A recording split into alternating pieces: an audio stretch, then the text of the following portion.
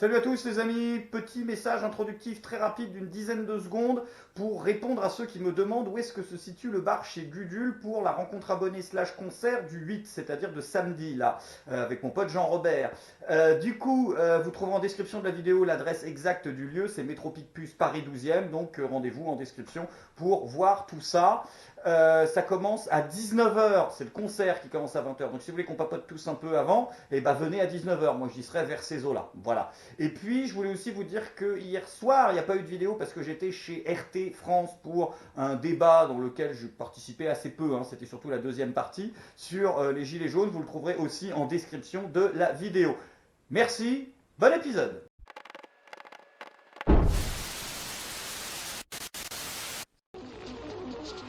Les Français parlent aux Français. Vive la France, mes amis, ce pays absolument merveilleux et magnifique où on a une super opposition qui enfin soutient les gilets jaunes. Je veux bien évidemment parler du courageux Laurent Wauquiez.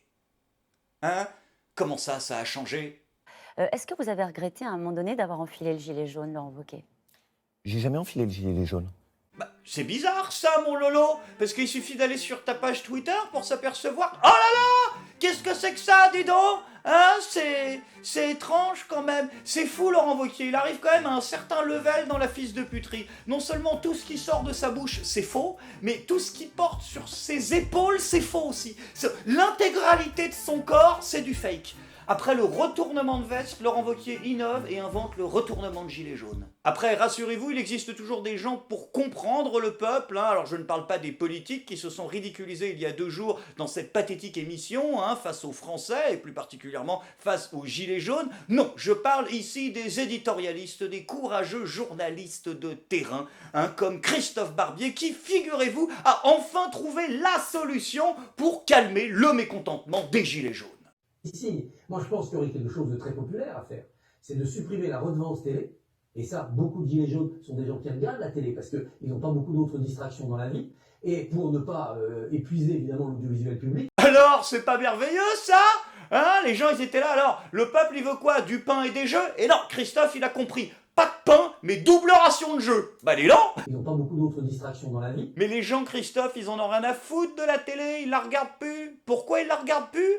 Bah parce qu'ils y voient des conneries comme ça. De Thomas Pesquet, parce que ça a été notre chouchou de regardez. de 2010. Non mais regardez.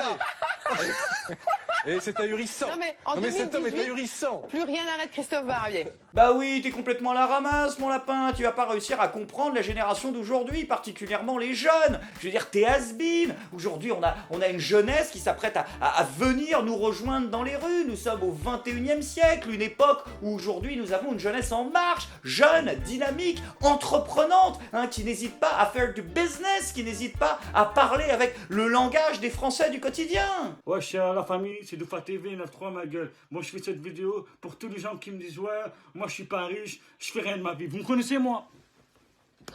Vous me connaissez? Je suis Doufa TV 9.3 ma gueule. Moi je suis le meilleur fournisseur du shit. Le meilleur fournisseur du shit au monde. C'est moi le meilleur fournisseur. J'ai fourni le shit de Malaga jusqu'en Australie. Donc fermez-la comme vous savez pas. Fermez-la. T'es moi j'ai trop d'argent. T'es moi j'ai trop d'argent. T'es moi.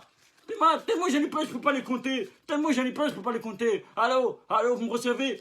T'as ça ma gueule, t'as pas ça. Et moi ma technique pour cacher le shit, je le mets dans le pitch ma gueule. Le shit dans le pitch ma gueule. C'est ma. Alors, elle est pas belle la Start-up Nation? Après, hélas, hein, cette belle jeunesse en marche n'est pas la seule jeunesse que nous avons. Et il existe aussi, malheureusement, une jeunesse qui, elle, violente. Une jeunesse qui, elle, tue. Je ne parle pas des manifestations, mais je parle d'un fait divers qui avait eu lieu il y a 2 ans et sur lequel les médias, en ce moment, repointent le bout de leur nez. Enfin, les explications arrivent. Nous comprenons les mobiles, nous comprenons le pourquoi de la violence dans notre pays. L'église de Beauzelle, en Savoie, accueillait ce 1er août les 2000 habitants du village, venus rendre un dernier hommage à 3 enfants du pays. Dans les cercueils, un papa et ses 2 fils. Un enterrement salué par d'étranges vrombissements. Tous les 3 partageaient la passion des belles voitures. Les copains de leur club automobile font retentir leur moteur pour les accompagner une dernière fois. Ah, mais c'est pas fini, oui? de gaspiller comme ça. Après, les gens, ils se plaignent que le prix de l'essence, il augmente. Quoi? Je suis en train de donner des arguments pour la prochaine intervention télévisuelle d'Aurore Berger. Je fais ce que je peux. Le choc est d'autant plus grand que ce geste fou aurait été perpétré par ce jeune homme de 23 ans. Oui, donc c'est pas un ado, hein. Non, c'est pas un ado. Si le mec, il a plus de 20 ans, c'est parce que le titre, en fait, du reportage, c'est itinéraire d'un ado criminel. Donc là, je veux bien qu'on arrive à une société de débiles, mais au bout d'un moment, quand on a 23 ans, on est responsable de ses actes. Au bout d'un an et demi, il quitte l'entreprise et le domicile familial pour s'installer dans un studio à 300 mètres du Grand Chalet. Un loyer payé par ses parents. Mais l'indépendance n'empêche pas les conflits.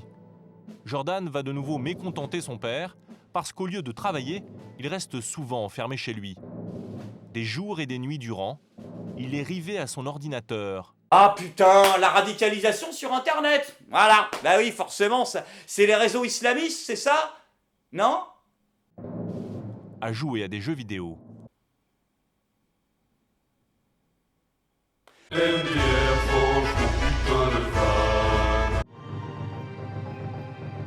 Jordan est adepte de ce jeu de rôle en ligne qui fait fureur chez les ados.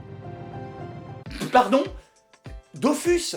C'est Dofus qui l'a radicalisé? Le jeu Dofus avec les petits champignons, les petits elfes et les petits...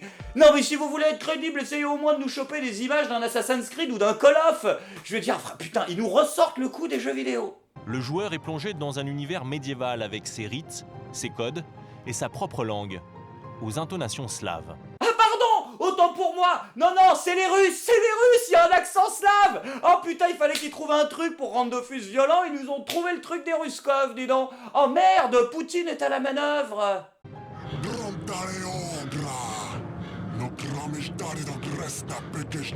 À force de jouer, Jordan aurait-il perdu tout sens des réalités? Aurait-il voulu éliminer son père qui lui renvoyait cette mauvaise image de lui?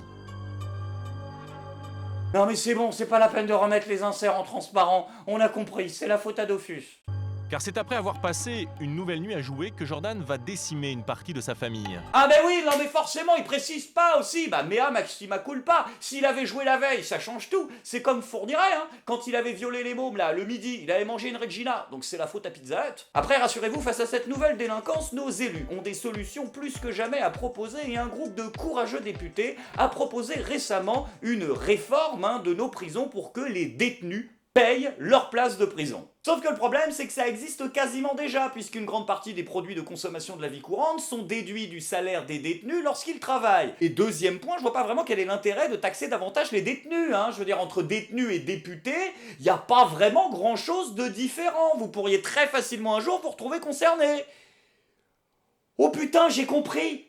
Vu que les mecs ne payent jamais rien... Non, attendez, on est bien d'accord. Si vous payez pas le loyer de la prison, vous allez pas être expulsé, hein, ça marche pas comme ça. Non mais faut faire gaffe, les mecs sont tellement des rats à prendre le moins de centimes qui traînent par terre qu'ils seraient capables de prendre une assurance habitation, ces trous du cul. Et oui, la République en marche plus que jamais retourne en arrière avec un principe qui existait au Moyen-Âge, celui des cellules de luxe pour les gens riches et des geôles communes pour les détenus. Donc du coup, c'est quoi le projet pour les pauvres? Hein, comment ils vont faire pour payer le loyer? Il va falloir prendre une colocation?